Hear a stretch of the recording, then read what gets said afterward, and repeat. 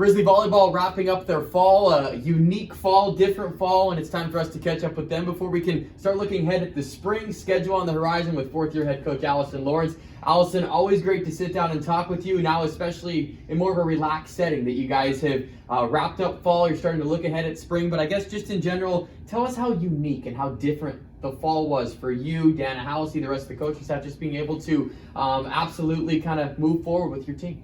Yeah, it was very unique. It's a good word for it. I think Dana and I going into it knew we needed to be flexible. We needed to kind of reflect and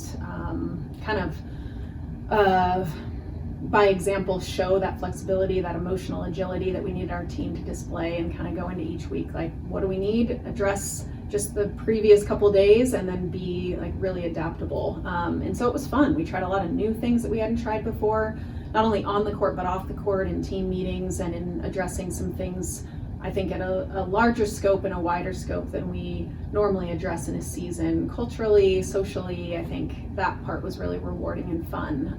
But yeah, growth on the court and a lot of good time to really get into some really good development with them. I think a lot of people are intrigued so much by daily schedule, weekly schedule during this, because everything is behind closed doors right now, and trying to stay safe is obviously the number one priority, and then getting on court work is another priority there too. So give us maybe a taste, a little bit of what your weekly schedule was like and priorities with the team there. Yeah, sure. We had segments of a little bit lighter of a schedule, but our heaviest schedule, we had about 6 to 8 weeks of every day in the gym for 2 hours ish. We practiced later than we normally do, so we'd start around 5 and finish around 7.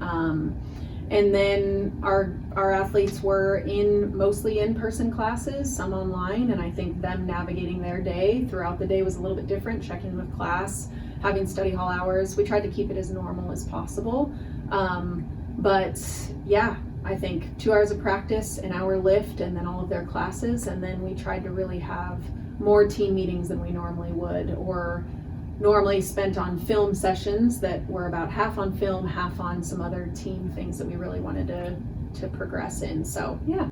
Tell us how proud you are of your team, just the commitment to not only working on the court, but just the commitment to staying safe. Because I think we all in our daily lives, from an individual challenge, it's tough. I mean, just to make sure you're staying safe from a team aspect of it, it's really difficult. So how proud are you that just the commitment level on both sides for your team there? Unbelievably proud. I think to ask college students, especially freshmen, got to give a big shout out to our freshmen, to come to college and to essentially be asked not to do the thing that you're so excited in college to do, which is meet new people, socialize, obviously get to work in your sport and make progress academically and athletically.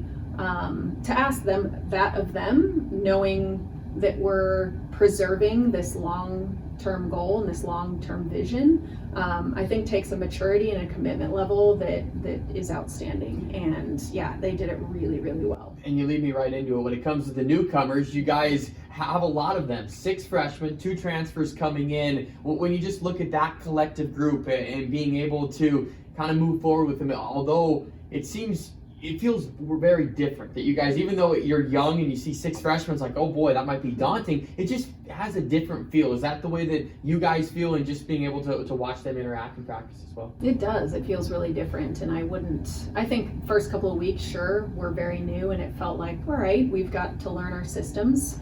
But then by the second month, it felt like this team had been together for so long and we were actually more returner heavy than technically we are on paper. And so that's a huge testament to the freshmen again, but just all 8 of our new players, we have 2 transfers, to really come in, buy into our system, buy into our culture, but then do leadership in a way that allowed our returners to teach, but also be taught by new players with a fresh perspective. So I think that was really healthy, and just such a testament to the team being willing to lead from different areas all at once and not just have this sort of hierarchy of who's been here and who hasn't. And I think that actually allowed us to grow in ways that we wouldn't have without that healthy structure. The team obviously is back home right now, and this is part of the uniqueness of what 2020 brings, from Thanksgiving all the way until January, I believe. Do you have any sense for what January is going to look like as you guys start preparing for actual games, and just maybe a feel, or if you guys even put a schedule together yet of what January might look like?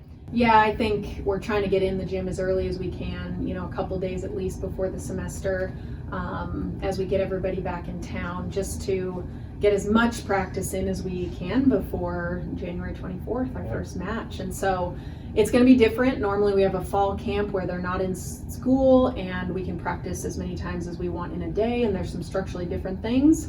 But I think we have to rely on the base that we've built this fall, and for us to have gone through the fall without having to be shut down as a whole program for the entire 14 weeks, I think, again, a big testament to our athletes and their leadership and their maturity, but then also just what a base to have built physically, mentally, emotionally, to be able to bring into January. Yes, we're going home and eating pie and relaxing, but also training.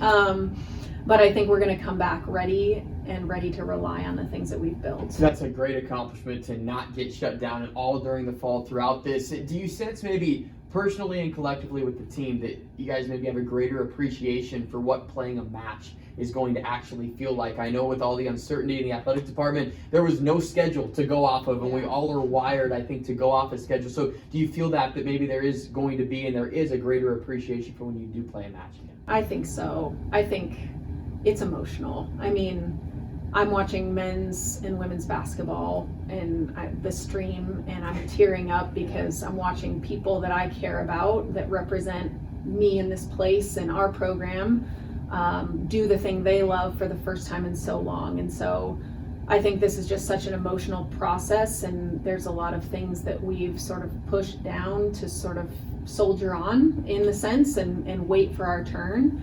And wait for things to be safer and be in a better spot and do our part in making that happen. And I think those emotions, though, are here, and whether there's fans or there's not fans, or whatever the environment is like when we go to Pocatello, it has a weight to it that we're ready for and running at, but it's heavy, and it's going to feel good to kind of let it out.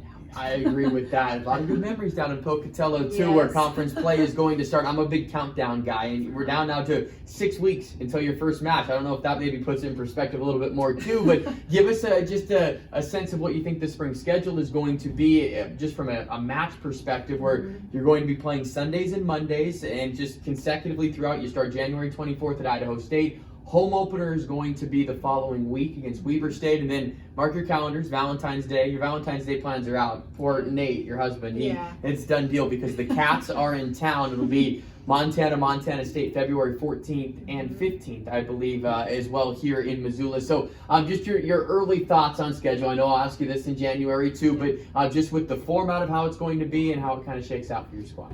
I think first and foremost, just wishing and wishing all the teams well in their health. And I think what I want, and what we all want as a league, is for each roster to be at its healthiest when we arrive at a match, home or away. And so the other teams are on my mind in that sense, not because we just want games, but I want every Big Sky athlete to play their full schedule, and I want to do my part in protecting that. And so I think, opening up in Pocatello, as you said, is an emotional kind of, there's some continuity there between having left there, knowing, okay, we punched our ticket, we achieved our goals for the last 2 years in a row, and then kind of going there to start things off. I think that'll be fun. I also think they'll be hungry to kind of change that narrative on us.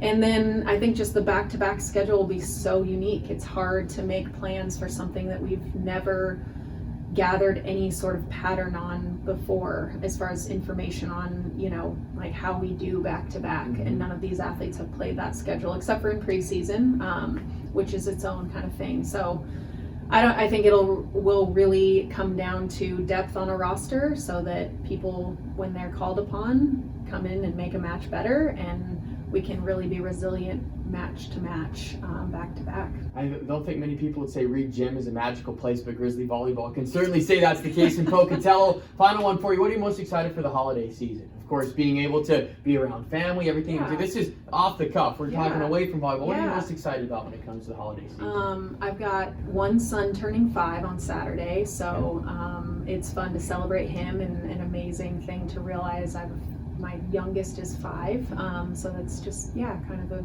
disorienting thing.